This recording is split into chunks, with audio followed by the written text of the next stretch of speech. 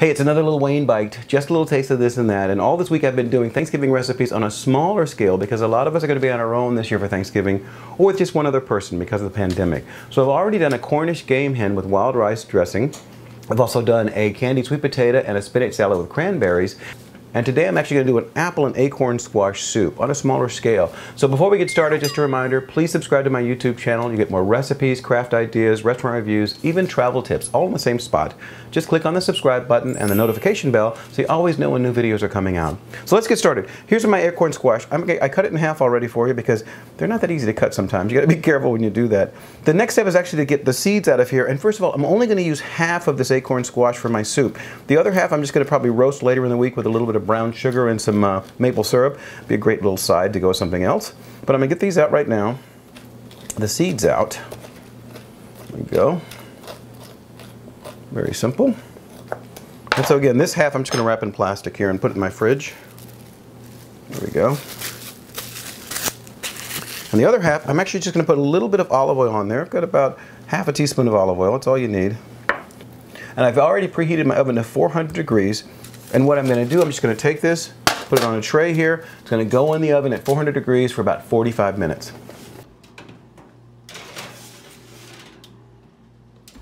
Now while that's in the oven, I'm going to actually prep some of my other ingredients, but the first thing I'm going to do is actually toast some pine nuts. I got about 2 tablespoons of pine nuts. Get my flame going here. And a little pan. And I have about 2 tablespoons of pine nuts. I'm just going to put those into a dry pan. That's 1 tablespoon.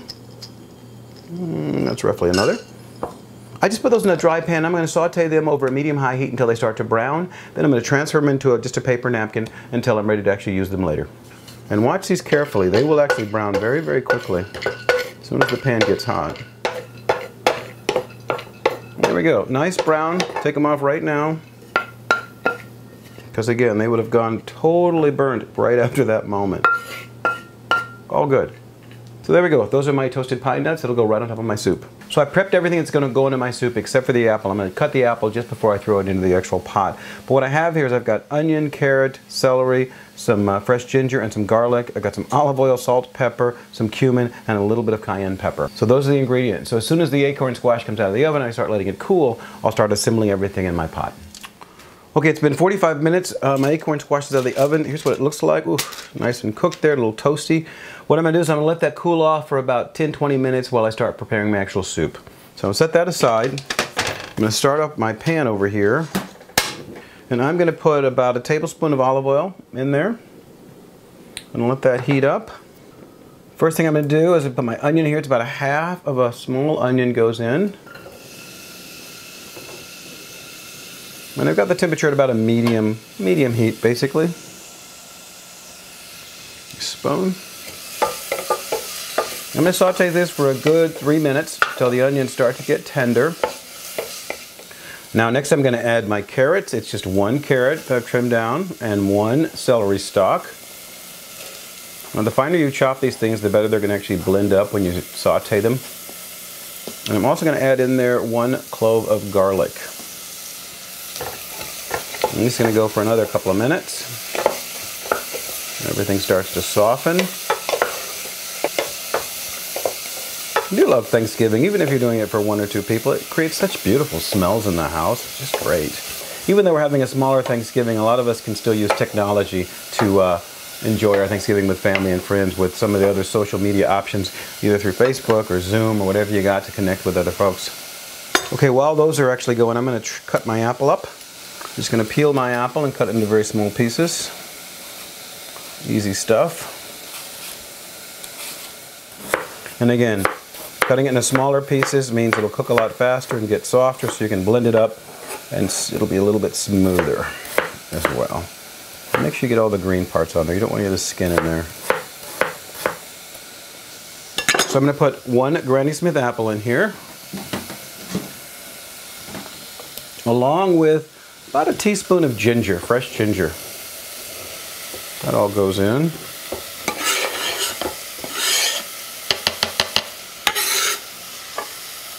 Nice. You stir that 1 time.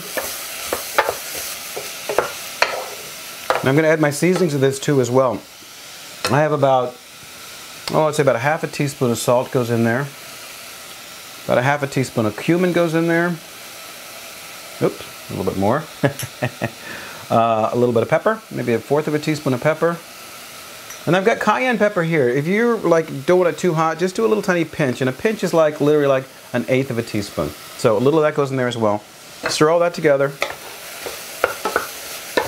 Now while that's cooking, I'm actually going to peel my acorn squash. And actually you can pretty much peel the skin away like that. I'll turn it over.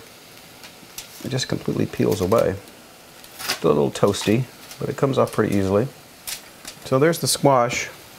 And I'm actually going to chop that up a little bit with my knife. Pull that away. So now I'm going to add my acorn squash, taking it out of the skin. That goes in. Thank you. All right, now I'm going to add 2.5 cups of chicken stock. Now if you want to make this fully vegetarian, you can put vegetable stock in here, but it's a Thanksgiving dinner, there's going to be turkey and everything else, so I didn't feel I had to be so specific about being vegetarian. So I'm putting in chicken stock, 2.5 cups worth. I'm going to bring this to a boil now, and then once it comes to a boil, I'm going to turn it down to a simmer, and it's going to simmer for a good 20 to 30 minutes. Again, the longer you let it simmer, the more things get nice and tender, and then they're ready to blend up nice and smooth. So it's been 25 minutes since my soup started simmering. It's ready to go into the blender. Very critical step here when you're blending is to please, please, please be careful. Hot liquids in a blender can be very dangerous if you don't do it correctly. Do it in small batches. Put the top on there, maybe have a little of the plastic top here out so there's a little air room for it to breathe, but also cover it with a dish towel or something to make sure you don't hurt yourself. So what I'm going to do is put half into my blender here. Smells great. Again, please be careful when you're doing this step. Make sure you get a good amount of solids and liquids with each batch. There we go. So I'm going to put the top on here. I actually have this a little bit ajar, so there's a little air room, but I also cover it with a dish towel as well. So turn it on, start on a low speed, and then I bring it up to the highest speed. So nice and smooth, nobody got hurt. I'm going to put this portion into my side bowl here, you know, and I'll do the next batch. Oh, it smells really good. The rest in there.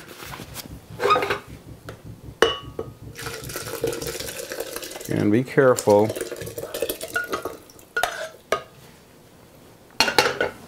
I'm going to blend this up, and I'm actually going to clean that pot out after I start blending this so that I'm ready to pour everything back into the pot.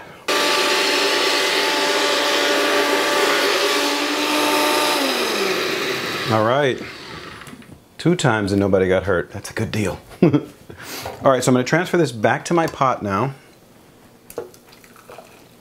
Oh, it looks great. Set it aside. And put this bowl back in there as well.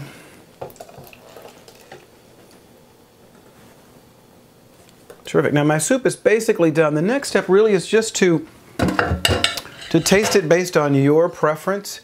So do a little stir there. You can turn the heat back on if you want to. And do a little taste. And if it's...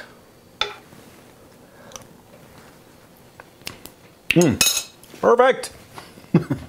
If it's the right taste for you, you're good to go. But you can season it with a little bit of salt and pepper. And if the apple hasn't been like sweet enough, tart enough, you can add a little bit of sugar to that as well. This one doesn't need it at all. Let me move this away and get my holiday plate here. And let's ladle up some soup. Oh, this is gorgeous. Love it. There's a 1 and there's 2. Beautiful. So this is actually enough for probably 2 to 4 servings. So I made a little bit more than I would for my other dishes, which are really just 1 or 2. Because soup is something you'll probably continue to eat over the weekend, which is not a big deal. So I'm going to put a little bit of my toasted pine nuts on top. And that is gorgeous. Now that's a great little soup to go with my Thanksgiving meal. Now the other recipes I've already done are the Cornish game hen with the wild rice and the spinach salad, as well as the candied sweet potatoes. All that's going to be in the information section down below. Please check it out along with this recipe as well. And let me know what you think. Thumbs up, thumbs down, and also leave me your comments. I'd love to know what you think about this entire series of Thanksgiving recipes and other things you'd like to see in the future. Hey, thanks for watching again. Happy Thanksgiving. Don't forget to subscribe, and we'll see you next time. Take care. Bye.